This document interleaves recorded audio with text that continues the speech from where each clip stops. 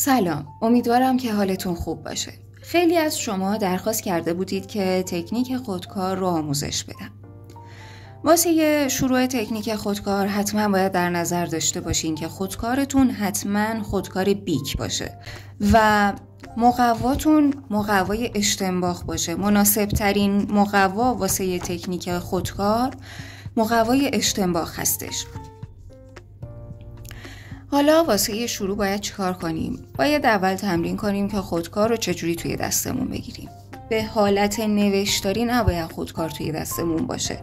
اینجوری نمیتونین که فشار دستتون رو کنترل کنین. اولین قانون تکنیک خودکار چیه؟ فشار دست. فشار دستتون باید خیلی کم باشه. تا جایی که میتونیم فشار دستتون رو خیلی خیلی کم کنیم و نحوه گرفتن خودکار یه ذره نسبتاً به خودتون خمتر باشه ولی عمودی. به این شکل میگیریم و شروع میکنیم به سایه زدن با فشار دست خیلی خیلی کم.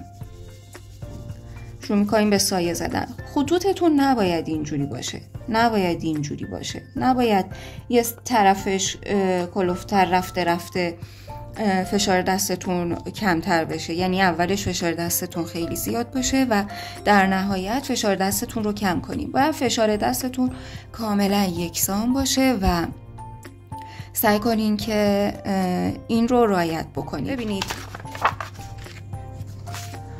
به این شکل باید باشه.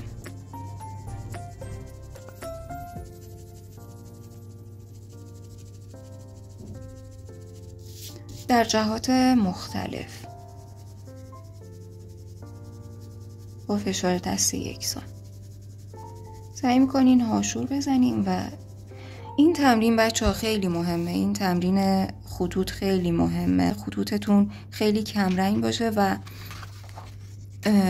تونالیته رنگ رو اگر که به سمت تیرگی میخوایم ببرین با تکرار اون خطوط و هاشورها باشه، نه با فشار دستتون. جدول تونالیته چیه؟ از روشنترین به تیره ترین رنگ.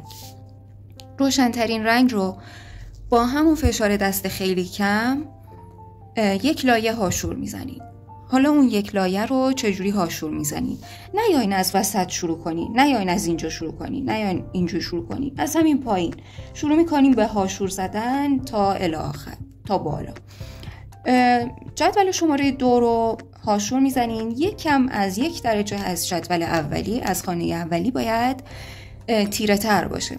این هم از همینجا شروع میکنین و در جهات مختلف هاشور میزنین و سعی میکنین که ما بین خطوط هایی که میزنیم، ما بین اون هاشورهایی که میزنیم سفیدی کاغذ نمونه. سعی کنین که همه جاش رو پر کنین و میرسیم به آخرین خانه، یعنی تیره ترین خانه و اینجا سعی بکنید که با فشار حالا یکم فشار دست زیاد شروع میکنیم به رنگ کردن و تیره ترین رنگیه که حالا